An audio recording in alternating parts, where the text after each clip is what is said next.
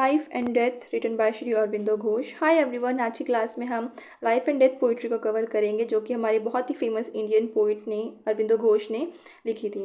इससे पहले की वीडियो में हमने अरविंदो घोष की दो और पोइट्री कवर करी हैं, जिसमें हमने बात करी थी अ ट्री की और इनकी दूसरी फेमस पोइट्री जिसका नाम था द ब्राइड ऑफ फायर, उसको कवर कर लिया है। आप उसको भी देख सकते हो।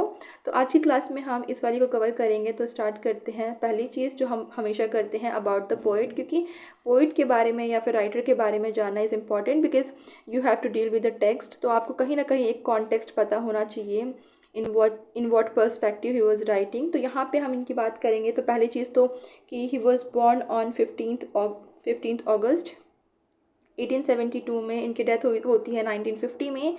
ये एक बहुत ही इंपॉर्टेंट फिगर रहे हैं क्योंकि एक इंडियन योगी थे, एक महर्षि थे और एक इंडियन नेशनलिस्ट भी थे। तो ये चीज़ें आपको ध्यान रखनी है कि इनके बारे में हमने क्या क्या बातें करी हैं। प्लस एक इम्पॉर्टेंट चीज़ कि इन्होंने वंदे मातरम जो न्यूज़पेपर है ये उसको एडिट भी करते हैं, तो वो चीज़ आपको पता होनी चाहिए। आगे हमें पता होना चाहिए कि इन्होंने क्या क्या वर्क्स लिखे हैं। तो इनका फेमस वर्क है द लाइफ डिवाइन। ये आपको बहुत ध्यान रखना है, याद रखना है, क्योंकि ये वर्क इनका फेमस वर्क है। सावित्री इनका एक फेमस वर्क है the legend and the symbol. उसके बाद इन्होंने कुछ एसेज भी लिखे हैं गीता के ऊपर, तो वो आपको याद रखने हैं, जो कि कहीं ना कहीं आपकी स्पिरिचुअलिटी को, योगा को, ये सेम जो थीम होते हैं आपके एवोल्यूशन को, इसको एक्सप्लोर करते हैं।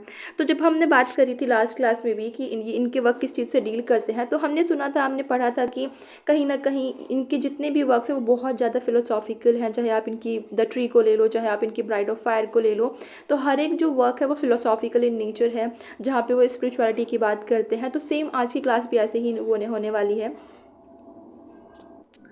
ये रही आपकी पोइट्री में आपके टोटल 6 लाइन्स हैं, जो कि हम कभी कभी डिवाइड कर देते हैं 4 लाइन और 2 लाइन को। मतलब कि एक आपका क्वार्ट्रेन हो जाएगा और एक कपलेट हो जाएगा।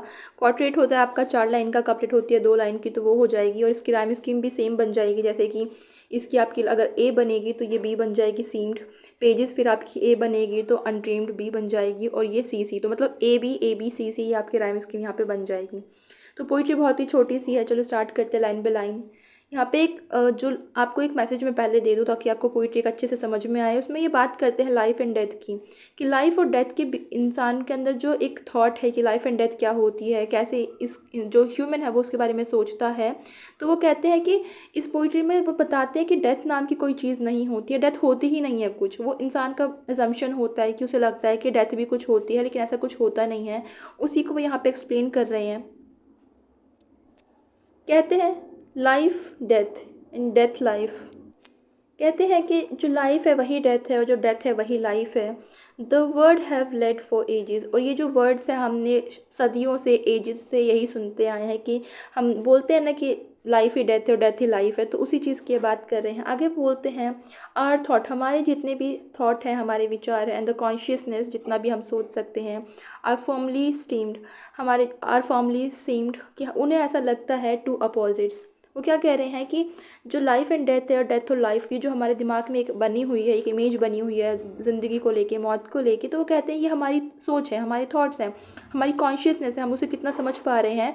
और ये कैसी है, हमें लगता है कि ये 2 अपोजिट चीज़ें हैं। हम कहते हैं ना कि या तो इंसान पैदा हुआ है फिर उसकी मौत हो रही है, मर रहा है, तो हमें लगता है कि वो चीज़ें बिल्कुल ही अपोजिट हैं, कि या तो बर्थ होगा तो फिर डेथ होगी। लेकिन वो क्या कहते हैं, बट नाउ, लेकिन अब कैसा है, क्योंकि एक बात तो उन्होंने कर दी कॉन्ट्रास्ट करने के लिए कि पहले ऐसा होता था, हम सोचते थे, लेकिन वो क्या बोल रहे हैं, but now long hidden pages की। लेकिन अब वो जो बहुत ही सालों से, जन्मों से छुपे हुए पेजेस थे, वो जो हमारी सोच थी कि लाइफ एंड डेथ अलग अलग चीज़ें हैं, आर ओपन, लेकिन वो जो हिडन चीज़ें थी वो अब ओपन होती हैं। Liberating truth and undream. और वो क्या कर रही हैं, उस ट्रुथ को निकाल के ला रही हैं। लिबरेटिंग मतलब होता है फ्री करना, लिबरेट करना, फ्री करना। तो उन ट्रुथ्स को लेके आती हैं, सच्चाइयों को बाहर लेके आती हैं जो हमने कभी सोची भी नहीं थी। और वो कैसी सच्चाई हैं, वो कैसे अनड्रीम चीज़ें हैं जो हमने कभी सोची भी नहीं थी। वो चीज़ें हैं लाइफ एंड डेथ को लेके, कि हमने सोचा भी नहीं था कि लाइफ और डेथ क्या होती है, और सडनली हिडन पेजेस ने वो चीज़ें खोल दी और हमारे सामने लेके आई। और वो पेजेस क्या बताती हैं, वो क्या बोलती हैं, वो कहते हैं लाइफ ओनली इज़, कि सिर्फ लाइफ है, सिर्फ ज़िंदगी है, और डेथ इज़ लाइफ डिस्गाइज्ड, कि सिर्फ ज़िंदगी है और मौत क्या है, मौत जो डेथ है वो भी लाइफ ही है, डिस्गाइज में छुपी हुई है, लाइफ में ही छुपी हुई है। मतलब डेथ नाम की कोई चीज़ नहीं होती है, डेथ भी क्या है, लाइफ का ही डिस्गाइज्ड पार्ट है। फॉर एग्जाम्पल आप हो, आपने किसी का डिस्गाइज कर लिया, आप छुप गए, तो लेकिन रहोगे तो आप अपने आप ही रहा, आपका जो सेल्फ है वो आप ही रहेगा, आपका जो सेल्फ है वो आपका बॉडी ही रहने वाली है, आपका ट्रू आइडेंटिटी ही रहने वाली है। डजेंट मैटर आप किस चीज़ में डिस्गाइज कर रहे हो आपको, अपने आप को। तो वो चीज़ यहाँ पे बोलते हैं कि डेथ कुछ नहीं है, उसने लाइफ को ही डिस्गाइज कर रखा है। Life is short death, life क्या है, लाइफ एक शॉर्ट डेथ है। हमें ऐसा लगेगा कि जो लाइफ है उसमें हम मरे ही हुए हैं, अनटिल बाय लाइफ, तब तक, until by life we are surprise, जब तक वो लाइफ नहीं आ जाती जो हमें सरप्राइज कर दे। अब आपको मैं एक छोटा सा हिंट देती हूँ, वर्ड्सवर्थ की अगर आपने पढ़ी है इमॉर्टैलिटी ओड, वो उसमें क्या आइडिया बोल रहे हैं कि हम इस लाइफ में आते हैं लेकिन ये एक स्लीप है ना, कि हम पहले ज़िंदा थे लेकिन ये जो अर्थली हमारा टाइम पीरियड होता है ये स्लीप है, और उसके बाद जब हम मर जाते हैं तो हम दोबारा से अवेक होते हैं। तो अगर हम देखें तो वही चीज़ ये भी तो हो गई ना कि अगर लाइफ है वो भी एक शॉर्ट डेथ है, इंसान की जो लाइफ है वो भी एक शॉर्ट डेथ है, यहाँ पे भी हम मरे ही हुए एक तरीके से। या फिर हम इसको इस कॉन्टेक्स्ट में भी ले सकते हैं कि अगर कोई इंसान कुछ काम नहीं करता, if you do not have any motive in your life, तो कहीं ना कहीं हम बोलेंगे कि you are dead, right. For example मैं सोचूं कि मैं हूँ और मैं कुछ भी प्रोडक्टिव नहीं कर रही हूँ अपनी लाइफ में, सिंपली मैं यहाँ पे खाना खाती हूँ, सो जाती हूँ, खाना खाती हूँ, काम कर रही हूँ, सो जा रही हूँ, तो एक जो मोनोटोनस लाइफ है, जो मुझे कोई नहीं जानेगा, वो वाली जो लाइफ है, मैंने कुछ भी प्रोडक्टिव नहीं किया अपनी लाइफ में, तो वो भी ऐसा होगा कि मेरा जिंदा होना या ना होना इट डजेंट मैटर, क्योंकि वो किसी को फ़र्क नहीं पड़ेगा, ना मुझे फ़र्क पड़ रहा है ना किसी और को फ़र्क पड़ेगा, क्योंकि मैंने अपना कॉन्ट्रीब्यूशन लाइफ में नहीं दिया है।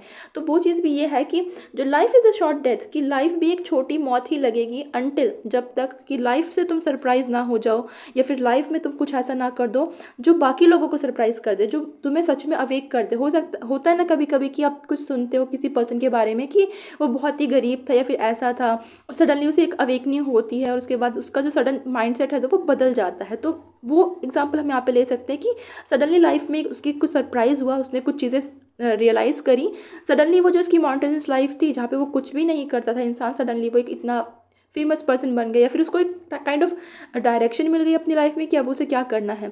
तो इनकी जितनी भी पोइट्रीज़ हैं सारी पोइट्री छोटी है लेकिन उनमें मीनिंग जो है वो बहुत डीप है। आपका जो मीनिंग है वो फिलोसॉफिकल है, स्पिरिचुअल है, तो यहाँ पे फिलोसफी की बात हो रखी है। ये पोइट्री इतनी ही है, मैं आपको मिलूंगी दूसरी पोइट्रीज़ में, दूसरी वीडियोज़ में, एंड या बाय।